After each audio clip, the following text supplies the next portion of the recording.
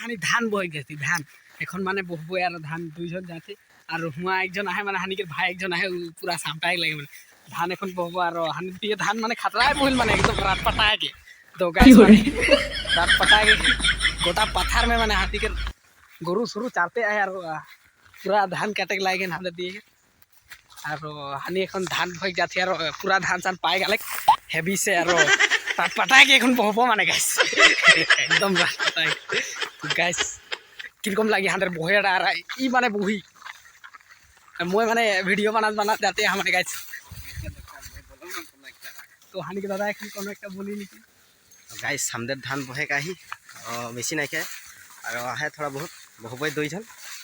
तो राउंड मार के देख के कैसा लगे बतावा राउंड मान भी शायद बहते है खेती के सीजन आ गेले गाइस माने हम के भाई एकटा माने खतरा माने पटा के पूरा हेवी से माने की करो हानि के भाई माने पूरा सामटाक लग जाए एखन हानि बहबो और धान एकदम सामटाक लग जाए पूरा व्यस्त हो गया है गाइस दादा पूरा व्यस्त परे पूरा व्यस्त यार हानि के गाँवटा एदिके है एखन माने धानटा बुई के लगबो हानि के गाँव दी और एदिके पहाड़टा है हमारे सामने पहाड़टा है काफी मजा है माने हमारे पहाड़टा गाइस कमेंट में बतावा हानि के पहाड़टा कैसा है तो पहाड़ में आप चारों हाथ कांटेक्ट करवा।